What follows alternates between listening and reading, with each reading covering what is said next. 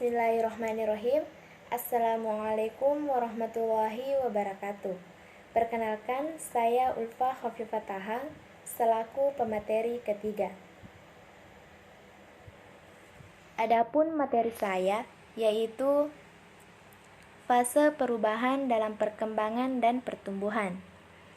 Tahap perkembangan bisa dikatakan berhasil apabila dapat dibangun dengan cara menyelesaikan beberapa tahap yang terjadi pada proses perkembangan sebelumnya. Contohnya saja, dalam hal ini bisa berkaitan dengan proses pembelajaran secara ilmiah. Adanya perubahan dan juga kematangan fisik bisa dikatakan sebagai sebuah proses dorongan dan juga psikologis yang terjadi dari tuntunan kultural masyarakat. Adapun proses perkembangan antara lain, yang pertama masa sebelum lahir.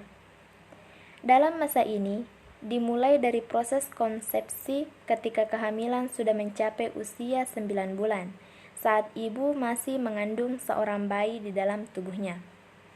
Yang kedua, masa bayi, yaitu usia 0-2 tahun.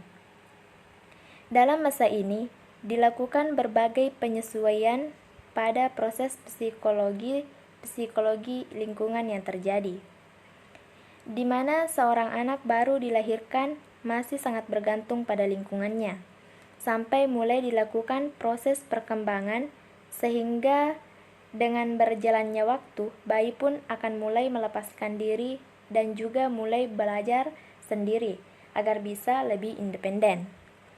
Yang ketiga, yaitu masa anak-anak, usia 2 tahun sampai 11 tahun. Masa anak-anak yaitu masa dimulai fase penyesuaian diri dengan keadaan lingkungannya, di mana seorang anak mulai berusaha sendiri, berusaha menyadari bahwa dirinya merupakan bagian dari lingkungan yang dia sedang tinggali. Anak-anak juga mulai bertanya dan rasa ingin tahunya pun cukup besar. Bahkan secara tidak sadar kita juga mulai berpikir mengenai diri pribadinya.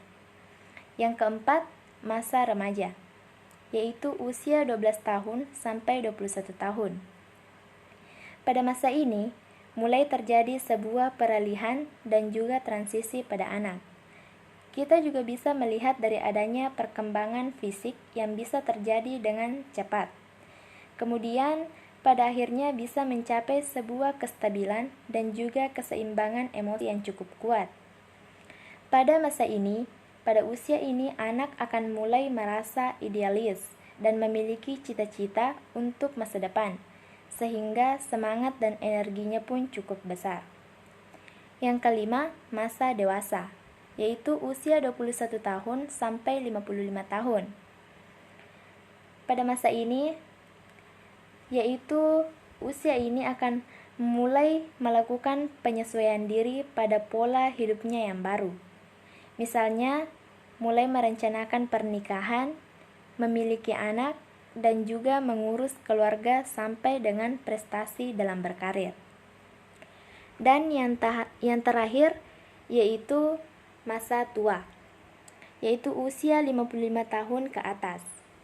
Pada masa ini, terjadi penurunan pada diri manusia, di mana produktivitasnya mulai berkurang.